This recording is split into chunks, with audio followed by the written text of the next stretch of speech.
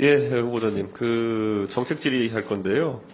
오늘 OTT 관련해가지고 후보자님도 몇 번 말씀하셨고, 우리 의원님들도 질의를 많이 하시는 걸로 봐서 이게 중요해지는 건 맞는 것 같습니다.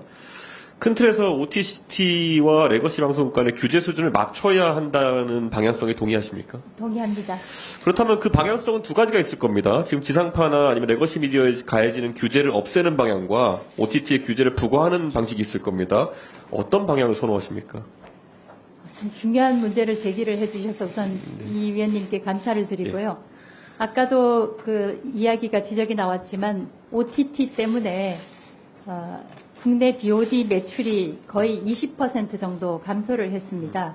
그리고 최근에는 보면 OTT의 경우도 이전에는 넷플릭스 같은 경우에 광고를 붙이지 않았는데 예. 지금은 광고를 붙이면서 요금은 내리는 인하를 해주는 그런 제도도 만들었습니다. 그래서 말씀하신 대로 국내 그 광고 시장 규모는 상당히 많이 줄어들었는데 오히려 뭐 내용은 이렇게 큰 틀에서 아까 말했듯이 어디에 맞출 것이냐. 규제가 OTT 쪽이 늘어야 되는 겁니까? 아니면 레거시가 줄어야 되는 겁니까?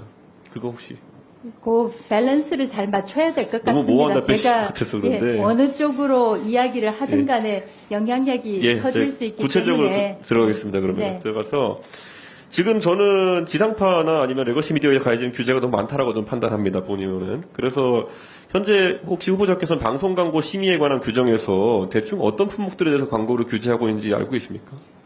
예를 들면 뭐 밤 10시 이후에 예. 지상파에서는 주류광 맞습니다. 밤 10시 이전에는 할 수 없다든가 그런 류의 그리고 병원 광고나 이런 것들이 허용되지 않습니다. 예, 그러면 지금 그 규정에 보면요. 조제 분유와 조제 우유를 광고할 수 없게 되어 있는데 이건 왜 그런지 아십니까? 이건 이제 출산율 내지는 모유 수유 때문에 그런 걸로 제가 파악을 하고 맞습니다. 있는데요. 모유 수유를 촉진시키기 위한 방안으로 분유와 우유 광고를 지금 하지 못하고 있는데요. 이런 부분은 지금 시대착오적이 아닐까요? 저도 위원님 말씀에 공감을 하고 있습니다만 상당히 또 어려운 부분이 있습니다. 예. 공감하는데 어려운 부분은 뭡니까? 공감을 하지만 제가 개인적으로 공감을 해도 예, 오늘은 정책 질의는요. 네. 소신을 밝히시고 뭐 네. 그대로 하라고 강제하는 게 아닙니다. 다만 예. 평소에 소신을 위원님- 밝혀주시면 감사하겠습니다. 위원님 말씀에 공감합니다. 예. 그리고 지금 보면 알코올 성분 17도 이상의 주류는 시간을 불문하고 원천적으로 금지되어 있습니다. 그래서 17도 이하로 맞추기 위해서 국내 소주의 알코올 도수가 16.5도로 낮춰지는 기현상이 나타나고 있습니다. 그렇다면 이런 조항도 시대착오적 아닙니까? 공감합니다. 예. 저는 사실 그리고 보면은 혼인 매개, 이성교제 소개업은 안 된다 돼 있는데 국내 결혼 중개업도 된다고 돼 있습니다. 국제 결혼 중개업은 안 됩니다. 이것도 시대착오적 아닙니까? 공감합니다. 예, 이런 부분을 좀 철폐하는 데 있어가지고 위원장께서 소신이 있으시다면은 이런 부분 진행해 주셨으면 하는 생각인 것이 저희가 계속 오늘도 나오겠지만은 그 지상파 방송 같은 경우에는 광고 매출의 비중이 지속적으로 줄어들고 있습니다. 본인도 재직하셨던 MBC 같은 경우에도 상당 부분 광고 매출이 줄어서 프로그램 제작 등의 어려움을 겪고 있는데 이런 부분의 규제가 좀 줄어드는 게 중요하다 이렇게 생각합니다. 그리고 혹시 윤석열 대통령의 KBS 관련 3대 공약에 대해서 들어보셨습니까?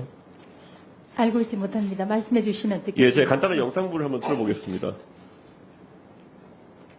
공영방송이 PPL 못한다고 우리가 가봐라 지금 말이 돼? 공영방송이야? 시청자 신경 쓰지 말고 국제뉴스도 좀 해야지. KBS에 쌓인 수많은 생자들도 좀 웃기죠, 제가 나오니까. 의무적으로 만들고 국제뉴스 메인 뉴스의 30% 이상 편성하고 영상 아카이브 국민에게 싹 오픈소스로 개방하고 조화 빠르게 갈 부분을 왜 편집했는지 모르겠지만은 그렇습니다. 원래 윤석열 대통령께서 KBS에 대한 공약을 하신 것이 국제뉴스 30% 이상 의무 편성한다. 그리고 아까 본 것처럼 뭐 사극을 의무 제작한다. 뭐 그리고 방송 아카이브를 오픈한다 이런 것인데요. 후보자께서는 국제뉴스 하면 또 저는 전문성이 있다 봅니다. 국제부장도 하셨고 특파원이나 아니면 해외 취재도 많이 하셨으니까요. 현재 한국 언론 같은 경우에는 특파원 및 통신원 파견 현황을 보면은 해외 언론에 비해 가지고 현저히 적습니다. 그 이유가 무엇이라고 생각하십니까? 결국은 예산 문제 때문이라고 알고 있습니다.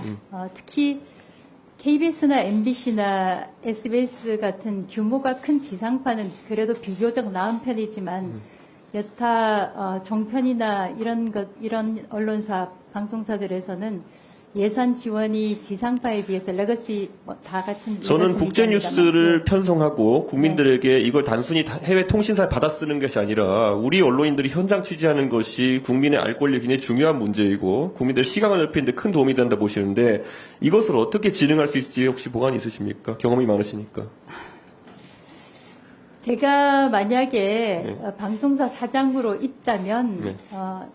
사업 부문에 있어서 글로벌 콘텐츠 판매라든가 글로벌 시장으로 나가서 일단은 예산을 확보해야지만 특파원을 보낼 수 있으니까 그 부분을 가능하면 집중해서 노력을 하겠지만 지금 현재는 방송사들이 의무적으로 30%를 편성한다든가 특히 지금 위원님께서 말씀하신 현장 취재를 위해서 특파원을 늘려야 된다라고 얘기하는 것은 예산 부담이 있기 때문에 참 쉬운 일은 아닐 거라고 저는 생각합니다. 한편에서는 지금 봤을 때 이번에 KBS가 17명의 특파원을 지금 11명으로 6명 감축한다는 내용으로 초에 발표했습니다. 그럼 사실상 우리 독자적인 국제 취재 기능 자체는 지금 사라져가는 것이 아닌가 이런 판단을 하고 있고 저는 그런 의미에서 KBS의 공적 기능이 굉장히 많습니다. 지금 보면 이거 외에도 재난방송의 기능도 있고 한데 이런 부분에 대해서 연합뉴스에 지원하는 것처럼 그런 국비로 지원할 수 있는 부분에 대해서는 검토하실 생각 있습니까? 좋은 의견이라고 생각하고 적극적으로 검토해 보겠습니다. 사실 지금 수신료를 징수하는 방식을 바꾸면서 수신료 액수가 줄어들고 있지 않습니까? 그래서 이런 공적 기능을 수행할 수 없는 상태인 것에 대해 가지고 심각한 문제의식을 갖췄습니다. 예, 그래서 이런 부분에 대해 가지고 앞으로 지원도, 그러니까 규제나 아니면은 이사진 선임에만 신경 쓰실 것이 아니라 이런 지원에도 어느 정도 힘을 보태셨으면 하는 생각입니다. 그렇게 하겠습니다. 예. 네, 수고하셨습니다.